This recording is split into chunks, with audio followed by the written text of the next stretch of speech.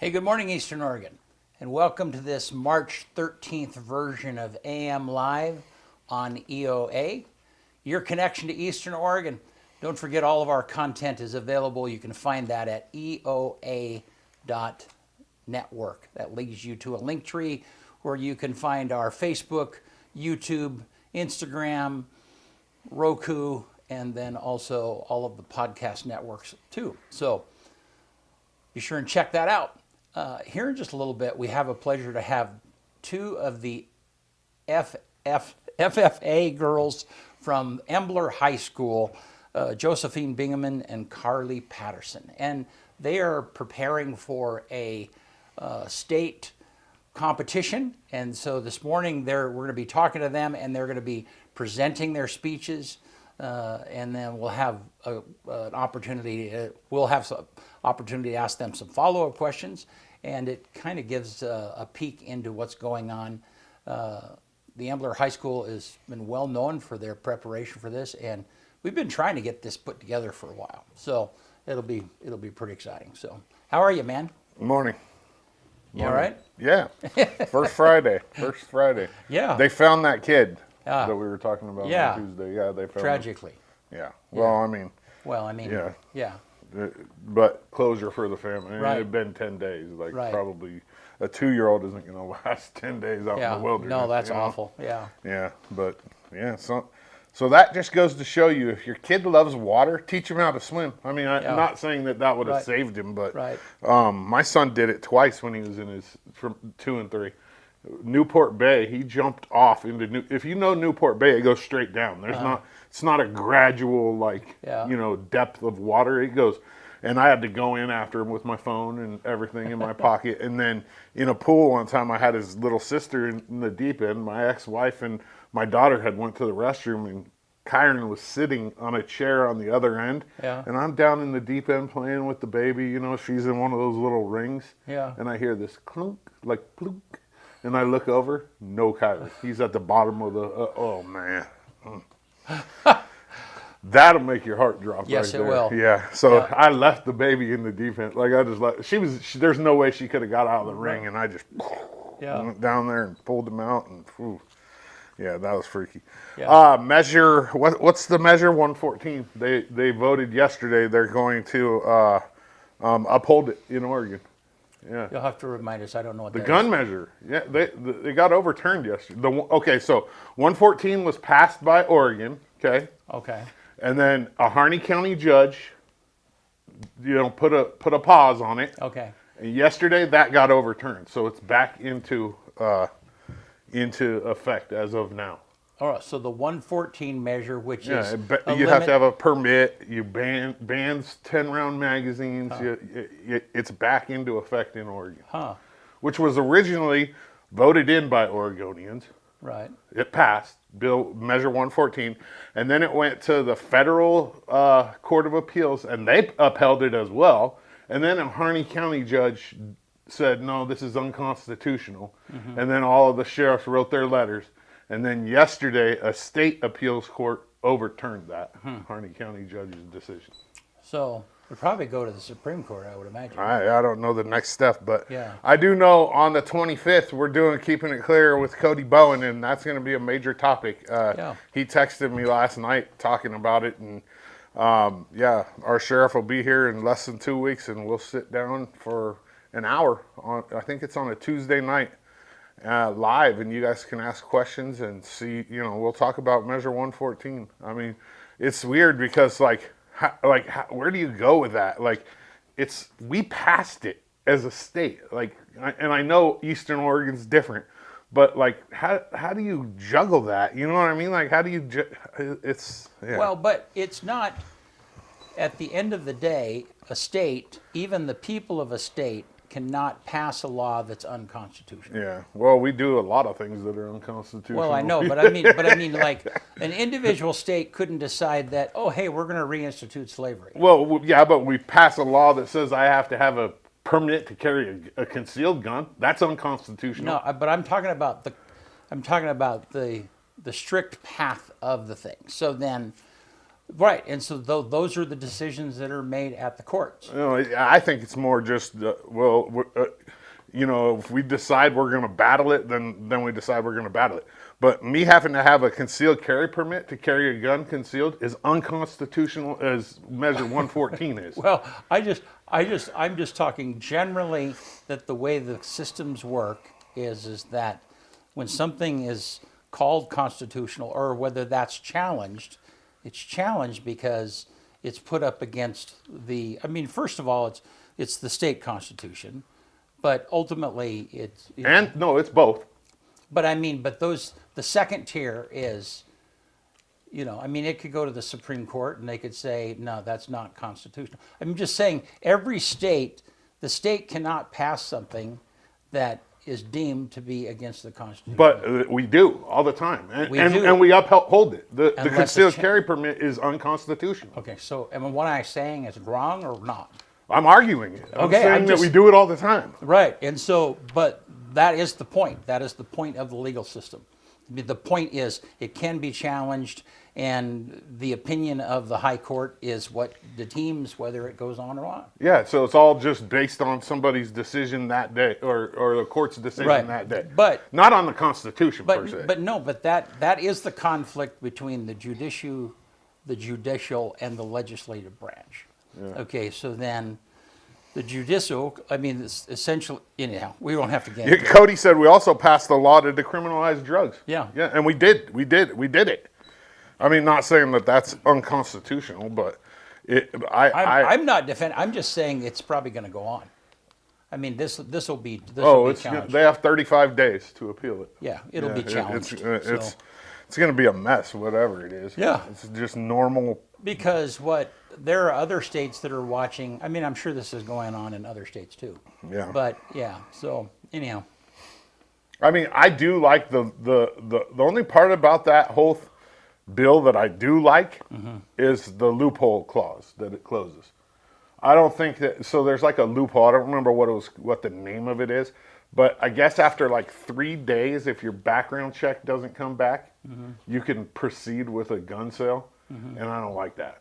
I want the background check back. Well, I can't argue the details of it one way or the other because I didn't know what 114 was. Yeah. So. And if you really look at it, a background check is, if you take a background check and put it against the Constitution, it's unconstitutional. It infringes on our right to bear arms. Yeah. But it's like we pick and choose. I don't understand how it ends up being that we just pick and choose certain measures to fight. I don't know. But Cody said an appeal has already been filed to the higher courts. Yeah. So it'll be good. Yeah. Yeah, bone up on that, Cody, so you can inform us when you get here. Yeah, for sure. Yeah. Good. Yeah. All right, you want to do sports, man? Let's do it. All right. AM Sports Report brought to you by Northwest Furniture and Mattress. Unmatched comfort, endless possibilities with flex steel design furniture that complements your house for years to come. Get started at Northwest Furniture and Mattress in LeGrand. Big Red Rocking Chair on Elm, off Adams. The LHS girls basketball team was just escorted out of town about half an hour, 45 minutes ago, on their way to Forest Grove for the OSAA 4A state championships. They take on Cascade High School this afternoon at 3:15 in the quarterfinals matchup. If they win, they take on the winner of Crook County and Philomath tomorrow at 1:30. I'll have some pictures of all that up later on today. I obviously couldn't be there to take pictures and video, so because I'm here. And so I have some parents and some of the girls are going to send me some pictures. You can watch the game on the NFHS network with a subscription. I put a link on the social media that you can follow to get to it.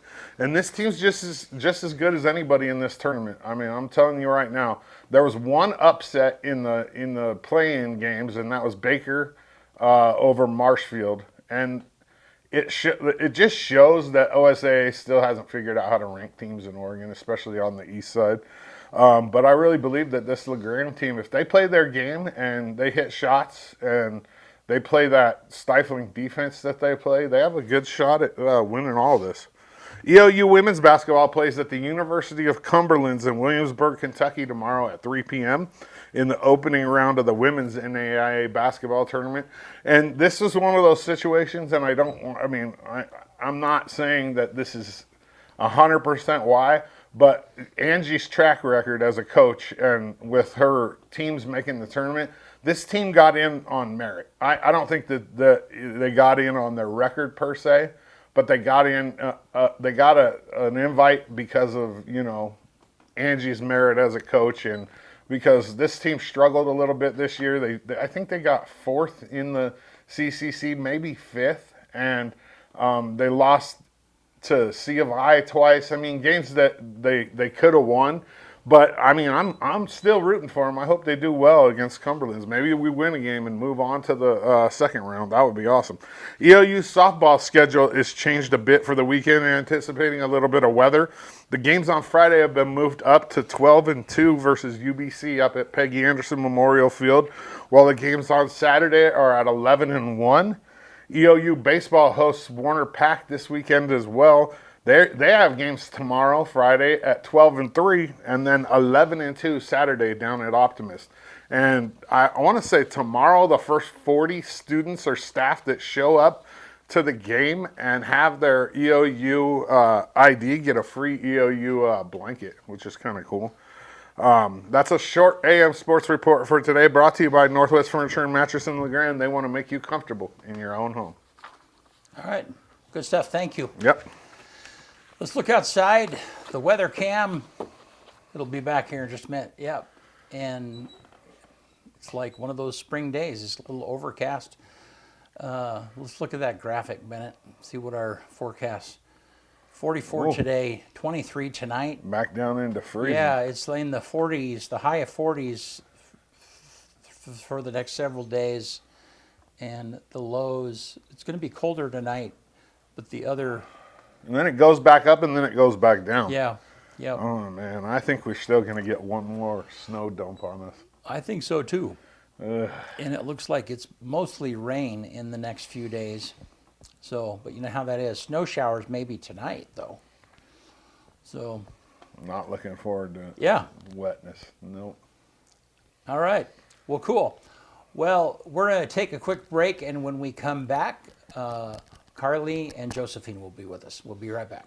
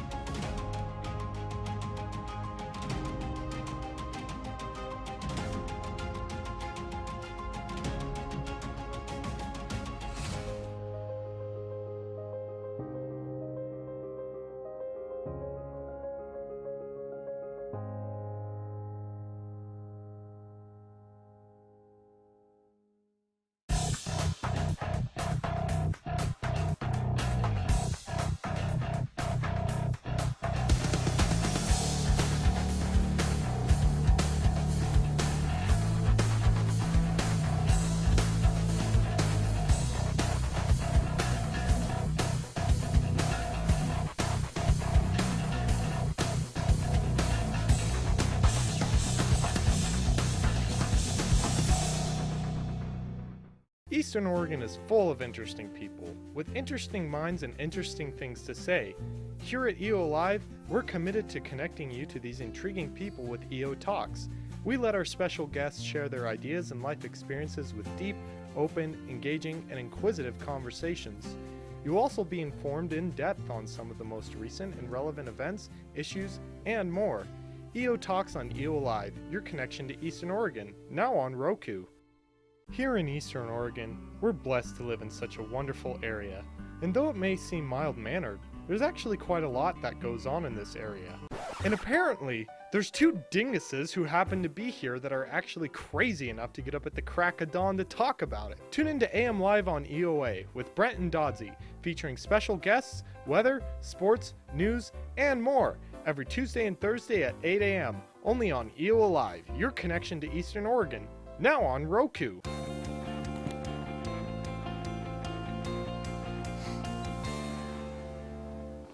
All right, we're back. back with the girls. Hey, how are you? How are you guys doing? Good. Good. How are you girls doing? Good. So this is Karlee and Josephine, and you guys are both a part of the Imbler FFA. Now, one of the first questions I had was like, okay, so what's the difference between the FFA and the FBLA? Because there are both of those chapters that are out in Imbler, right? So Josephine, why don't you tell me the difference? Okay, so these are both student organizations, FBLA and FFA.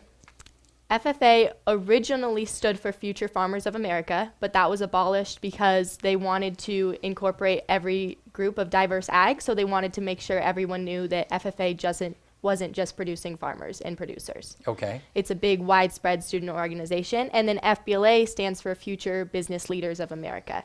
Okay. So it's more marketing and production related, so it's talking a lot more about sales and things like that. Okay. When you get into FBLA.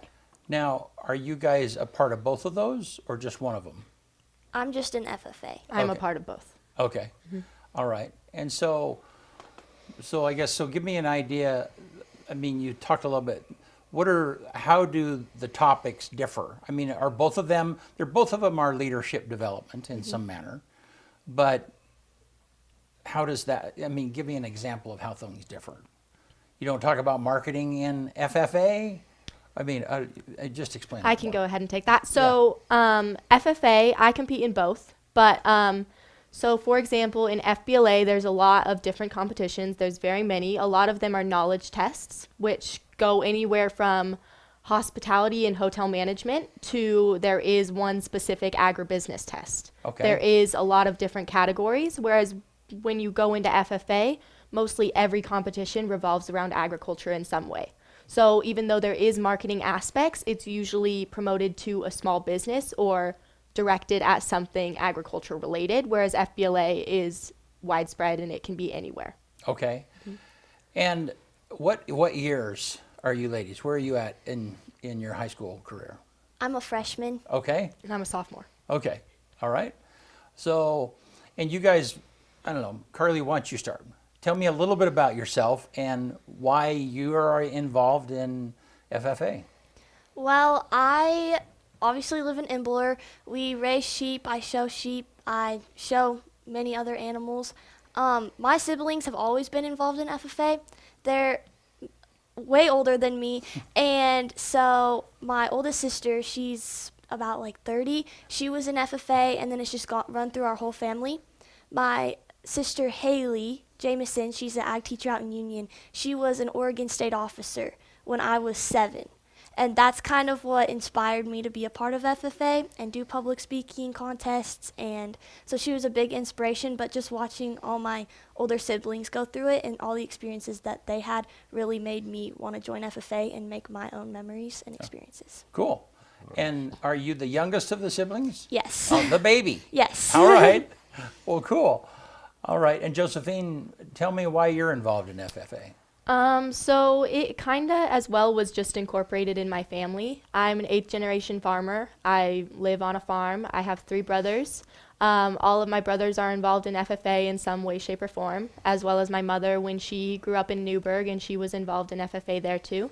So it's always been a part of me, and I was always influenced to be a part of leadership. I really enjoy public speaking, and I found a lot of opportunities for that in FFA. So I found a knack for that, and I just expanded through that. I now serve as the district president for the FFA organization. So that's Union County, Wallowa County, and Baker County. And then I am also an officer on our Imbler FFA chapter team. Cool. So. Awesome. All right. So, Karlee, tell me about tell me about how the competition works. And I mean, are you going to a state, or I don't know, kind of tell me how that works. What does that look like? So the creed contest is a 5-paragraph speech that you have to memorize word for word. Each word missed, or even like one word put in, even if it's or the, it's minus 20 points. Okay. So you don't want to miss a word. And then you get asked one question at the end, and that's basically what most of the score comes from, is how you answer that question. Okay. So our chapter, we had a couple people that were wanting to move on to districts, we had 5, but only like 3 could go. So we did a contest at our school for the community to come and watch. And we gave the creed there, and the Green Hand officers, I'm the Green Hand president, ran that banquet that we had. Okay. And I placed first at that, and then I moved on to districts, and I competed against everybody in Wallowa, all those places that Joe just named, and I got first there. Then I moved on to sectionals, and we were with the Eastern Oregon District, the Snake River District, and the Blue Mountain District, and I placed first there. So now I'll be moving on to state. And all those contests were just in a room with me and a judge. Now at state, I'll be competing in front of a crowd of people, and then I'll go up on the big stage and give it in front of all the FFA members that are at the contest. Okay. And so, and what you're reciting is the creed. Yes. Right? Okay. And so, how long is that? And then how many questions might you be asked in the actual competition? Okay, so I'll get asked one question. Okay. Because, yeah, that's just the rules for that. I get one question. And then depending on how fast you talk or slow you talk, it can take anywhere from 1 minute and 30 seconds to 2 minutes. And mine takes me about 1:30. Okay. All right. So you talk fast is what you're saying. Yeah, I can't really listen to it very slowly because, like, it doesn't, yeah. I have to talk like faster. if I'm trying to remember something, if I can get a rhythm, Yeah. it helps. So like if I Yes. can get like a good rhythm, I'll like if I'm trying to remember something word for word. But once you get my age, you don't remember things word for word anymore. Yeah. So Josephine, tell me about your competition and yeah, what it is that you've done. So my competition is titled Sophomore Public Speaking. So it is sophomores across the state. I did the same routine as Karlee. So we didn't have a chapter level competition, but we had a district level competition where I placed first. I then moved on to sectionals with the Blue Mountain, Snake River, and Eastern Oregon districts, and I placed first there. And now I'm moving on to the state competition, which will be in Redmond next week. Okay. What's after state? Is there anything after state? After state, there are some competitions that move on to nationals, which is in October of the end of the year.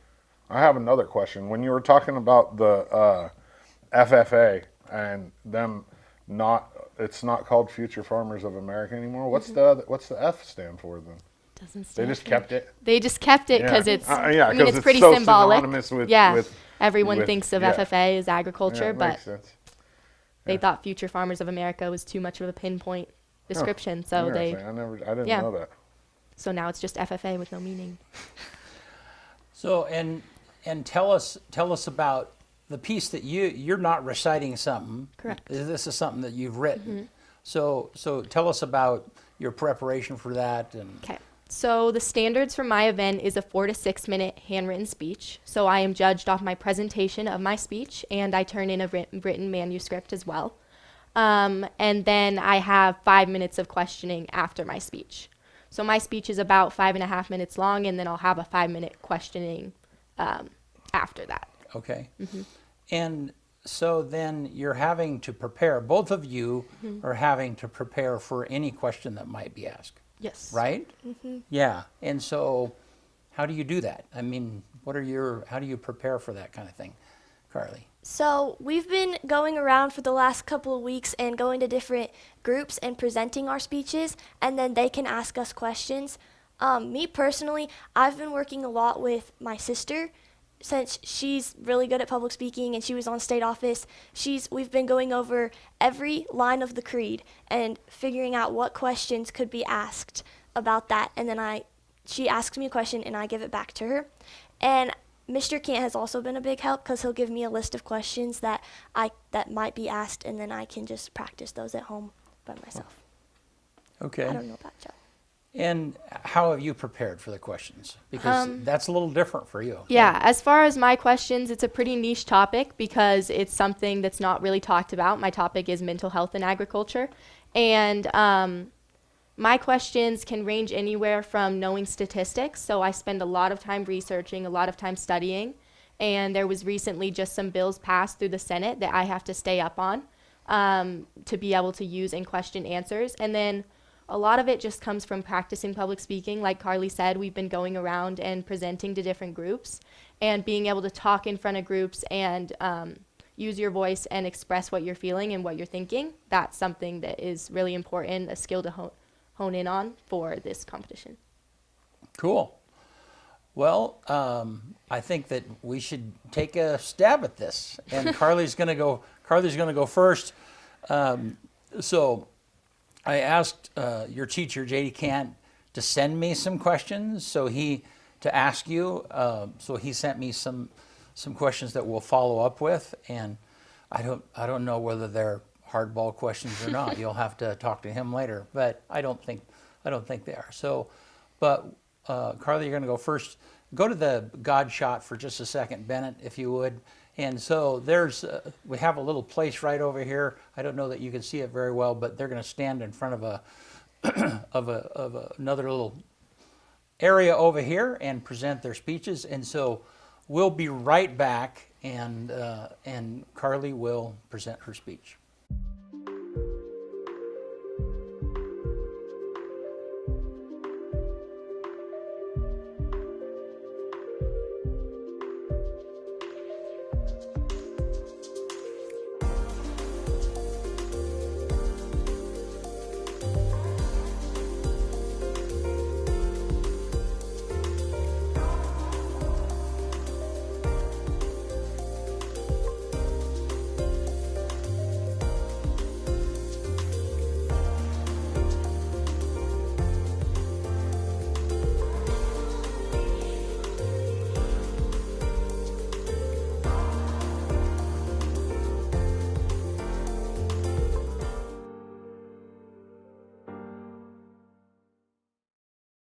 Can you see me doing this?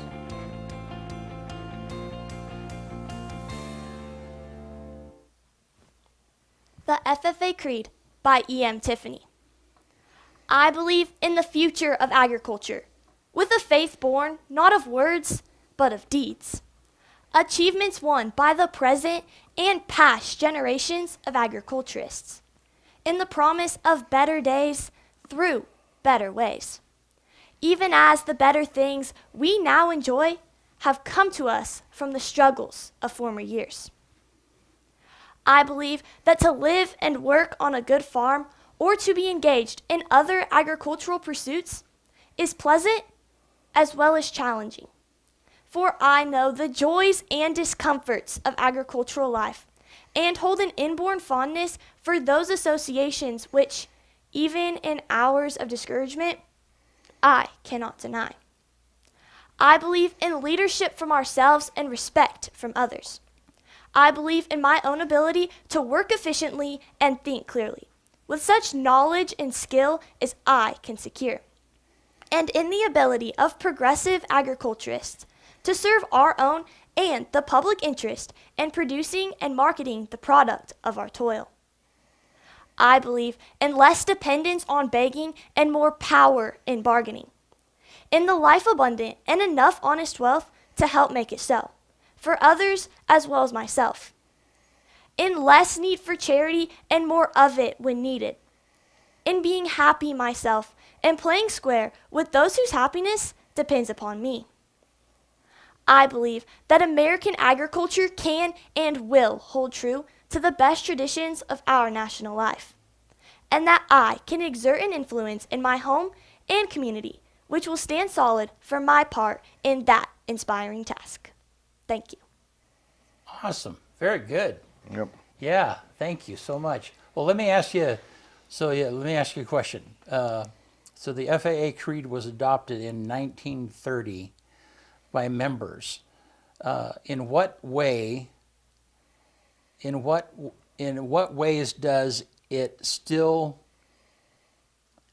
is it still relevant 95 years later? Although the Creed was adopted many years ago, it's still very relevant to today's agriculture. We still believe in the future of agriculture. We still believe in leadership from ourselves. We still believe in working efficiently and getting tasks done well. We still believe in caring for not depending on others, but depending on ourselves and being self-sufficient so that we can do things ourselves. and we still believe in the traditions that agriculture holds for us. We continue to treat our land well, and we continue to treat the people around us well, just as the farmers did back then. Although it was adopted so many years ago, and many things have changed throughout this world, the FFA still stands true to today's agriculture. Awesome.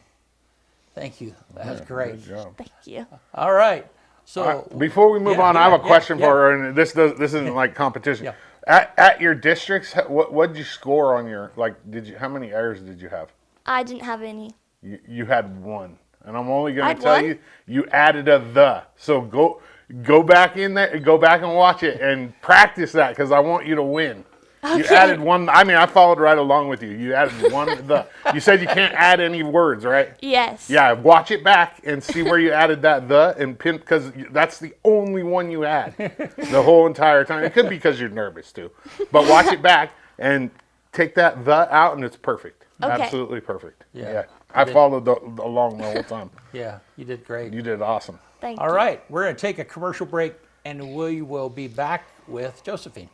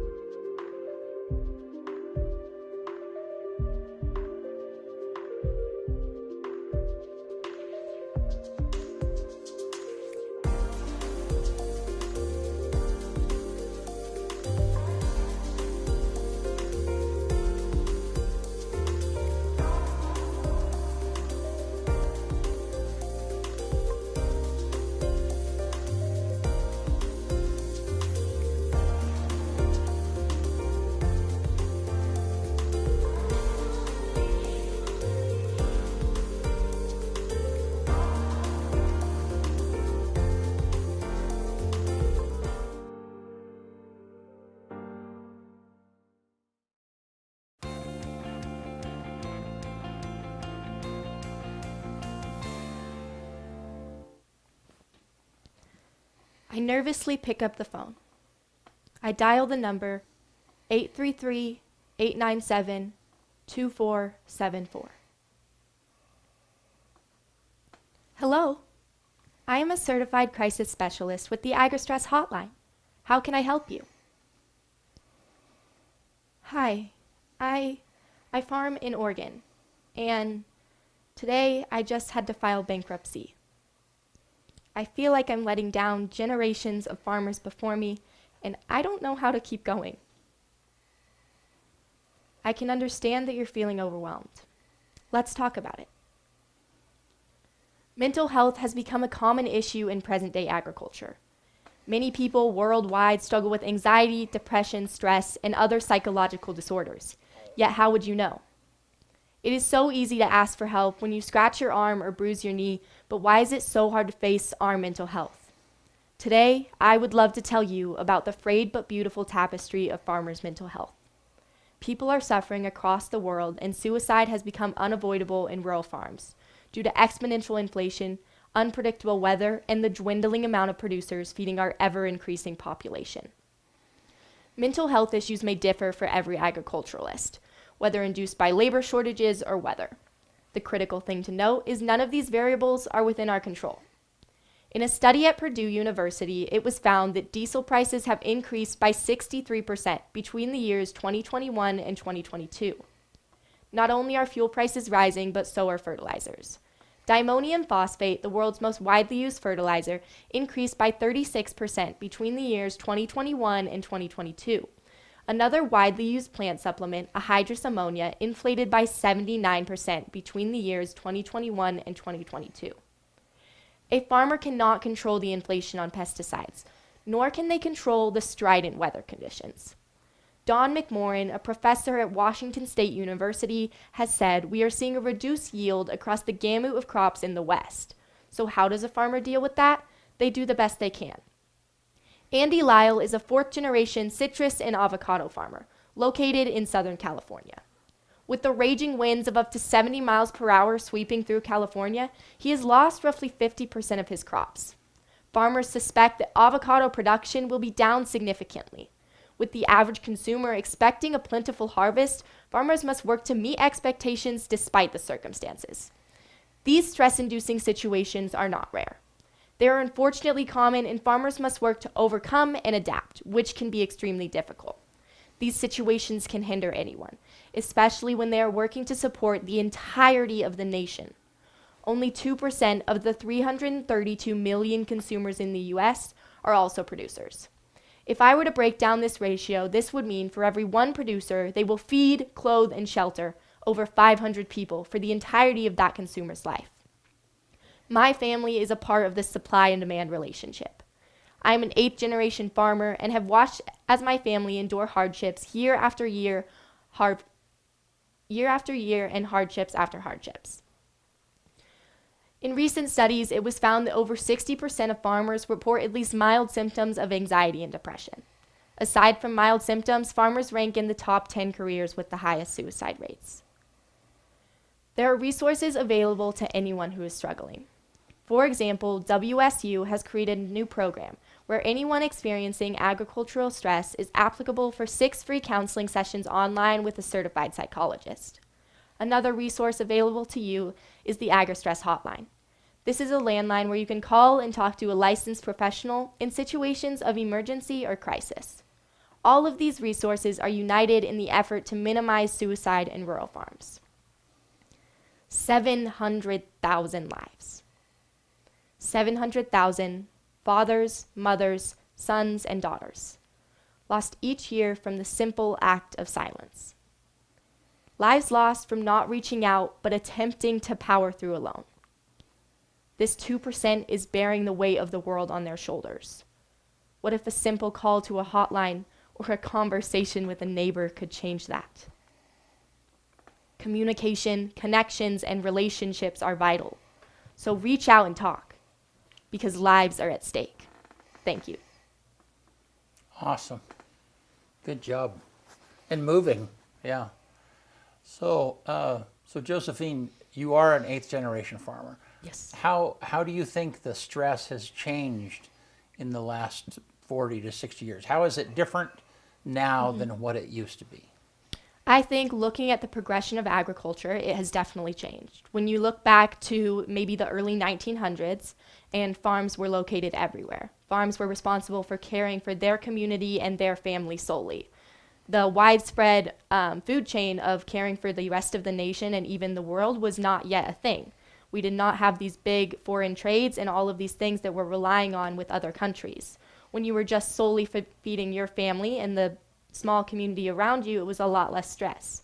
Whereas now our organization is very widespread and people are feeding and clothing and sheltering people all across the world. In my farm, I recently found out that we used to harvest mint, and I found out that our mint oil was being sold to Colgate. That is a really big company where this toothpaste was being used all across the world. I didn't know that our family farm had such a big effect and that our industry was so widespread. Learning that, I realize now that our farmers have so much more stress because they are feeding and clothing such a big part of our world and relying on so many more people. So agriculture has become more stressful because we're more widespread and feeding others. You could have written about any topic, and you chose this one. Why did you choose this one? I think that when I chose this topic, I feel as though it's really near and dear to my heart. I know that mental health struggles are everywhere, and I think that having this platform and being able to use this opportunity to spread advocacy for something important, I could have gotten up here and talked about imitation dairy or GMOs, which is something, those are all issues in agriculture, but something that is really touching, that's gonna help save people, that's something that's really important to me. I could possibly help someone and let someone know that they're not alone. And I think that's a really important subject, to be able to spread advocacy for this issue and let people know that they're not alone and that they have other people going through these struggles is important to me. So I chose this topic. Cool. You have any question about it? Yeah. No, not really. Yeah. All right. Well, very good. Hey, thank you very much. So let's take a quick break and we'll come right back to both of the girls here on the set.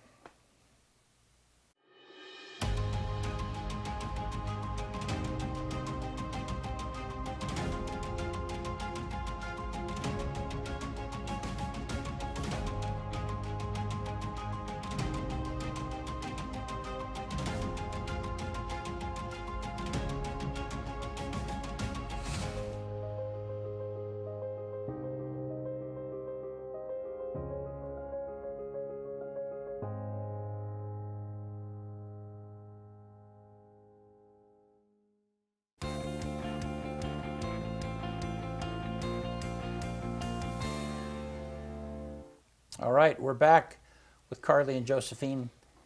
Hey, thanks, girls, for doing this. And I know it's sometimes doing it in a setting like this is way more difficult than doing it in front of people because, yeah, you can't really see. You're just staring at a camera, and it can be a little unnerving. So, I don't know, what are your hopes? What do you hope that this will, and Karlee, let me direct this to you first. What are you hoping that this exercise will help you, being a part of this, how will this help you in the future? What are your thoughts? Maybe looking at your family members or, I don't know, do you think this is going to help? How do you think this might help you in the future? I think that this is going to help a lot with just my public speaking ability and being able to talk in front of so many people. When I was 7, I public spoke on this stage for my sister because I opened her onto the stage one time. And now that I'm thinking I'm experiencing it without just being a 7-year-old standing on a stage, it's definitely going to be scarier, but it's going to help me so much, step out of my comfort zone. I'm someone that just likes to stay where I want to be, but I'm really being pushed in this. And I've always dreamed of being a state officer. I'm going to try running when I'm older, so this is definitely going to help with that. It's going to get my name out there. It's going to get me talking in front of people. And even with just my future job, I don't want to do something big. I just want to be a physical therapist, but it'll help me speak to my clients, speak to the people around me, and just communicate better with those around me. Awesome. Okay. And Josephine, how about you? How are you seeing this help you going forward? I think this speech does carry a lot of weight in helping me. I think that public speaking is really important to me, and I think communication is something that's very relevant in our day because we need to be able to communicate with others and express ourselves.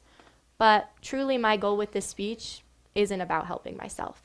I truly want to be able to help others. I chose this topic because I feel like it could make an impact and help people.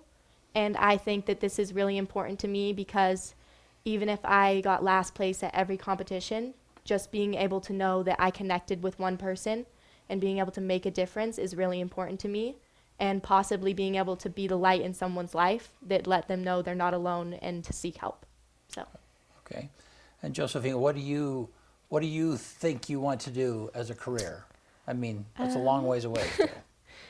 Yeah, I've thought a lot about criminal justice. I think that for me it's really important about standing up for what I believe in, and I really like public speaking. I've always been pretty competitive, some might say argumentative, so I think that as far as being a lawyer, I've looked into that, and with my ag background, I think being an agricultural lawyer could be a good path for me. I've always liked school. I've been more of an academic, and I think that that could be somewhere I'd be successful and be able to help people. Okay. So let's talk about how agriculture has changed in the last 40 years or so. And I mean, I grew up around farming and ranching in Wyoming my whole life, but it wasn't till a few years ago, and I was actually taking pictures of one of the farmers out here, and he was spraying, and I realized that, I mean, the tractor is GPS controlled with the spray unit, and as you get to the edge of the field, different nozzles turn off so that you're not overspraying. And I had no idea how technical it has become. Yeah. Which then kind of leads me to the question of, give me an example, Karlee, you first, of maybe some of the careers in ag that people might not be aware of. You know, typically they think of like a farmer they're irrigating, they're setting pipe, they're drilling, or I don't know, whatever they might be, But what are some things that we might not know about? Well, a big one that comes to my mind, Joe might have to help me with it, but it's an AI technician. The AI, yeah, for breeding animals. Uh-huh. That's not something that is very big, but that's something that many people have started to do to improve their genetics. And AI is artificial insemination. Yes. Not artificial intelligence. Correct. Right? Yes. Yeah, okay. Yes. Yeah. And it's definitely grown a lot. My family has started doing it just so it's easier to improve your genetics this way rather than having to go out and buy a ram or a boar or a buck, anything. You can just go and AI them, which is crazy how fast you can change your genetics through this. And that's just, I know there's so many different jobs in agriculture that people don't know of, but this is a big one that I think hasn't become very popular with people that aren't as involved with agriculture or aren't as involved in the livestock industry part of it. And what does an AI technician do? They breed an animal by using semen from the wether or the ram. And so they're actually doing the inseminating. Yes. Okay. Yeah. All right. And then you don't have to deal with the ram either. Correct. Yes. Which is the worst part of the whole situation. Yeah. I got beat up by a ram when I was a kid, about 9 years old, in the back of a Dodge, a 1-ton Dodge Ram with 16-foot racks. I got in there with him. His name was Billy Bob. And he beat me up pretty good. We had an aggressive buck that we kept a shovel outside the pen to hit him in the head because he would ram us. Yeah, that's how Billy Bob was gnarly. They were aggressive, yeah. Wow. Did the shovel make a difference? Well, it had a few dents in it. Yeah. We ended up getting rid of that buck because it got out of hand. Yeah. But So Josephine, give me an idea of maybe some careers that people might not know about. I think that when people think of agriculture, they mostly think of the farming, the animals, and I would say getting your hands dirty jobs, the things that are maybe not what people look up to and want to be when they're older, for some. But I think when you go into agriculture, you realize how widespread it is. For example, there's a lot of different opportunities through marketing and sales if you have that background.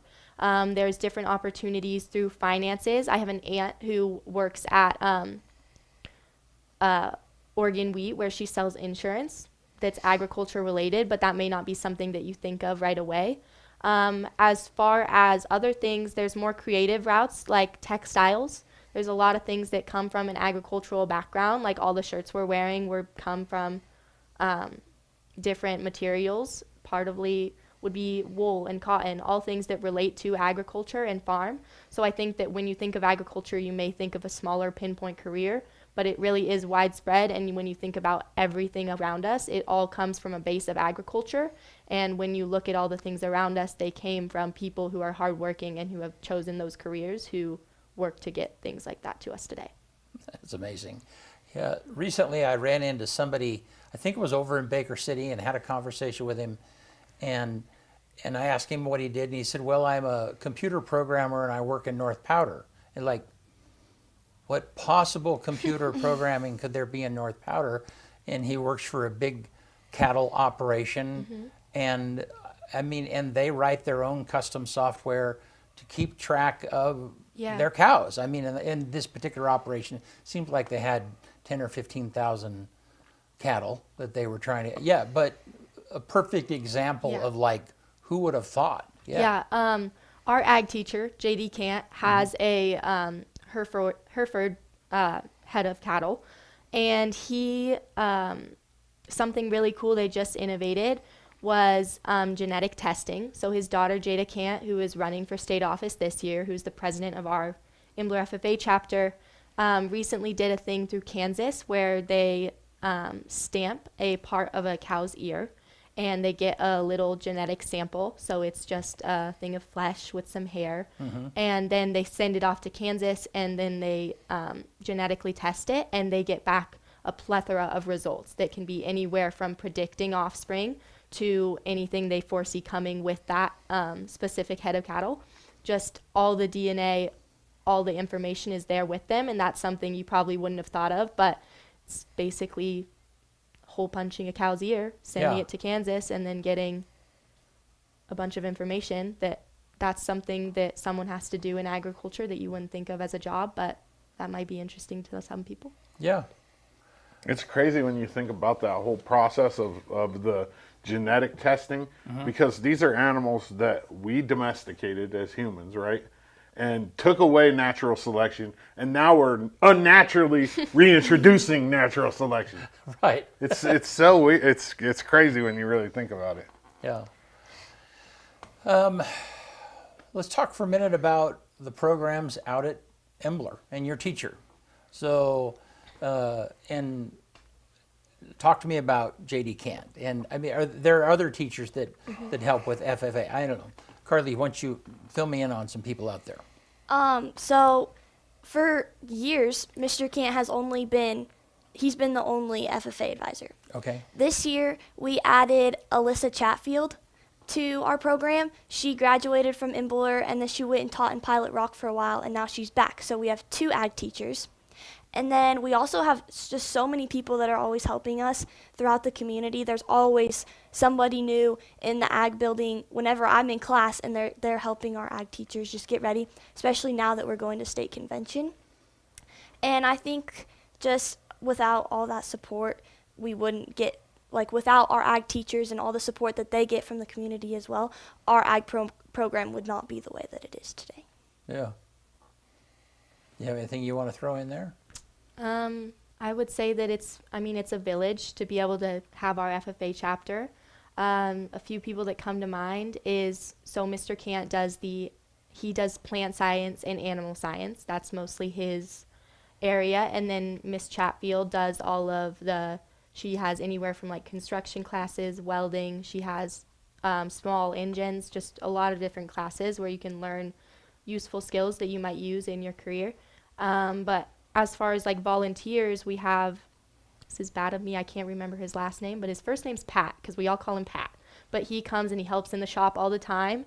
He helped them refurnish a tractor and revamp that. And then we also have pretty much full-time volunteers in our greenhouse to be able to make it run as smoothly as it does in the summer. Their names are Terry and Jody, and they work really hard to be able to make the plant operation run as smoothly as it does. They're out there all the time with the help of students, but those are people that you necessarily don't see in the spotlight, but are behind the scenes letting our FFA chapter do what it does. Cool. Huh. I'm going to pitch it to you to talk to them about sports for a minute, what they do out there. Oh, so do you do sports? Yes. What sports do you do? We talked about it earlier. Yeah. You play basketball, volleyball? No, right? No, I run cross country and track and field. You're a sophomore, and then what about you? I just play basketball. Why? Why only basketball? Do you only just have time for it, or?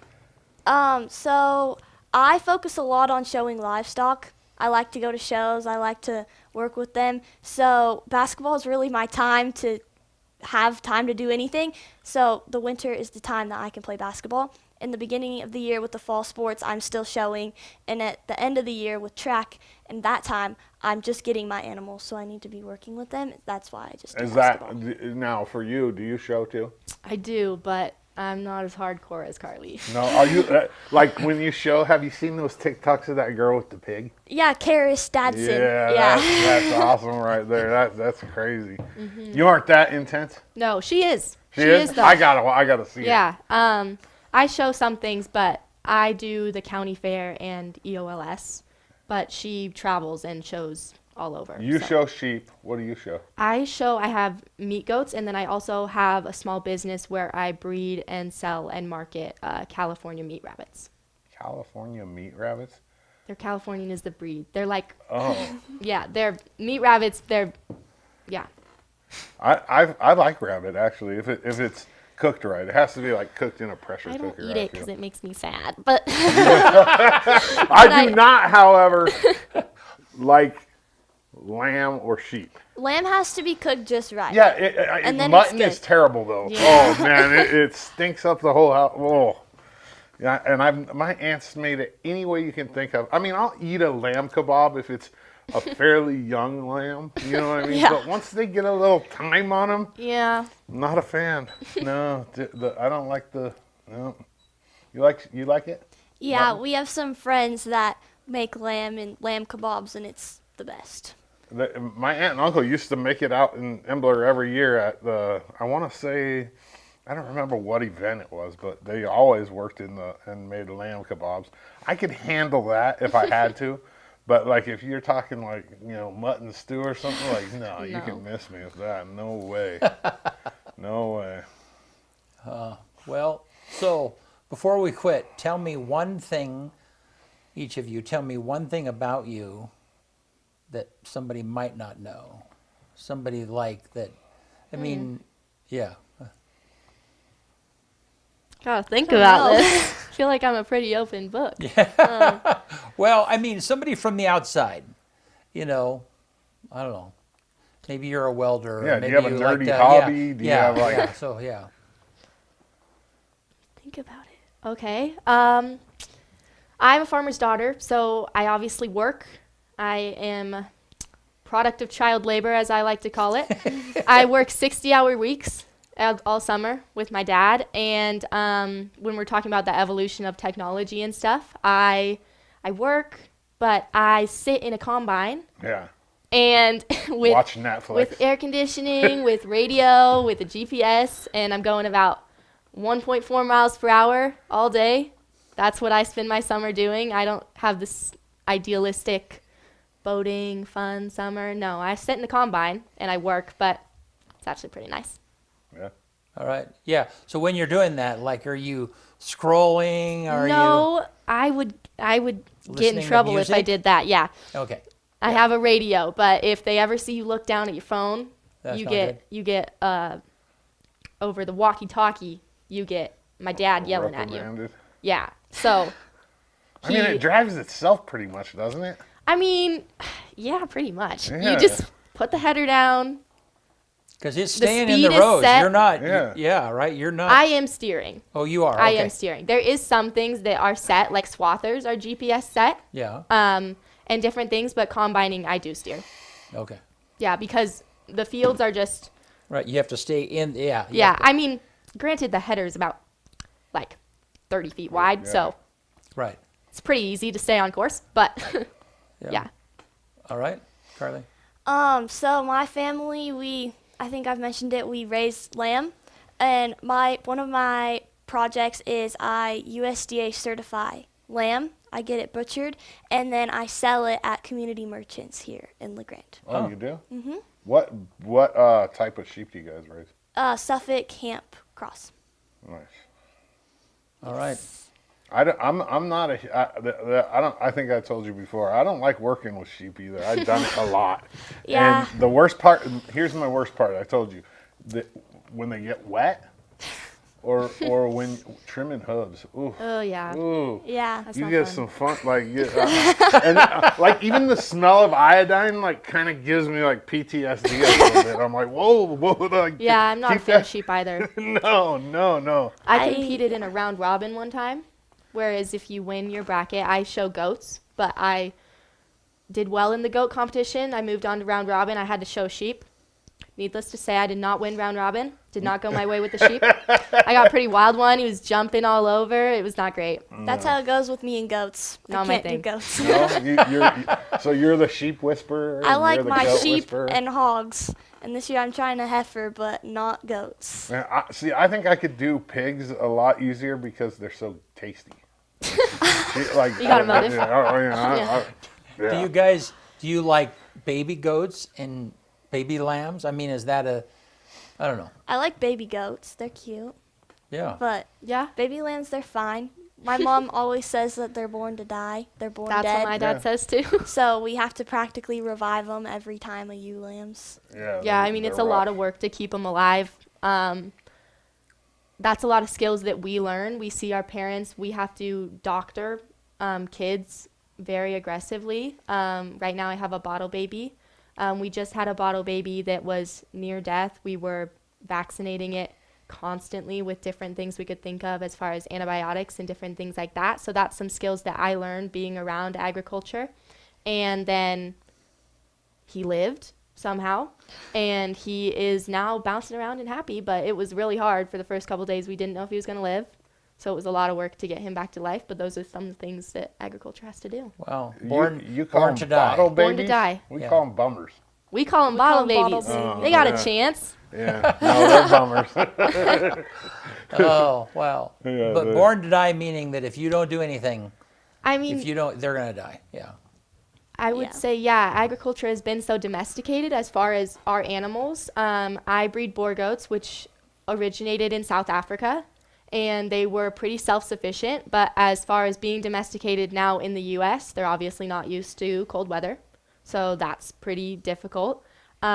We were just talking. We gave a speech last night at a different meeting, and there was a girl who was raising cattle who had a calf that she had to float in a hot bathtub to get it back to life. That's not something you would have seen someone doing. But now they're born to die, and it's really hard, and it was frozen, and you had to dip it in hot water to get its blood back to liquid and let it live. If you're raising it for food, it's born to die anyway. Well, I mean, true. Technically. But preferably not at birth. We were always told not to name them. Like, don't give them names. They're. I'm soft. Yeah. Have either of you guys ever mutton busted? I goat tied when I was little. And what about, have you ever caught a greased pig at a fair? No. Oh, yeah, that used My to be brother's really mutton popular. busted. Well, I kind of mutton busted. We have some ewes that are crazy, and we'll ended try up to on walk one? them to the next pen, and they'll run between your legs and take And just off. take off. Yeah. My brothers and I, my brothers used to show steers. That's not my thing, but my older brothers who now are in college used to show steers, and they would have competitions on who could stay on the steer the longest. Yeah. So you laid on the steer while it was laying down, and then the other one poked it to make it stand up, and we got to see how long each of us would last. Yeah. It's pretty competitive. I rode a sheep when I was a kid, when I was really young. Out in Elgin, actually. Yeah. I think every kid in my family did, actually. I have a big gap between my siblings, too, like you. My sister's 14 years younger than me. So. Wow. Yeah, I'm almost 16 years younger than my oldest. All right. Well, hey, thank you so much for being here, and appreciate you guys taking the time, and good luck. When is the state competition? She will compete on March 20th, and I will be on March 21st. So like a week. Yeah. A week from today. And then 8 days. All righty. Well, hey, you want to get us out here? Yeah, let's do it. On this day, March 13th, 1852, Uncle Sam cartoon figure debuts in the New York Lantern Weekly. 1923 on this day, American inventor Lee DeForest demonstrates his sound-on-film movie pictures for the very first time, which was the first time there was actually sound in a movie. 1986 on this day, Microsoft has its initial public offering and lists on the NASDAQ. 2012 on this day, something that was like big for people my age and older's childhood. Encyclopedia Britannica announces that it'll no longer publish printed versions of its encyclopedia, which for all you kids, you used to have to look in an encyclopedia to find information. Now you have the internet. 2023 on this day, vinyl records outsell CDs for the first time in the United States since 1987. In 2023, 41 million vinyl records were sold versus 33 million CDs. That's crazy too, right there. Like, I thought CDs was the end all when they came out. Like, there's nothing else they can possibly do. You know what I mean? They put it on this little thin piece of plastic. We went from cassettes to these CDs, and then now all of a sudden you can get it out. You can just get it out the air. Like, On this day, the #1 song in America 20 years ago, "Candy Shop" by 50 Cent. And then the quote of the day comes from Robert Frost. The best way out is always through. One more time. The best way out is always through. All right. Good job. Hey. Yeah, great job. Thanks, Karlee and Josephine. Thanks for being with us here. Yep. And we'll see you guys all soon.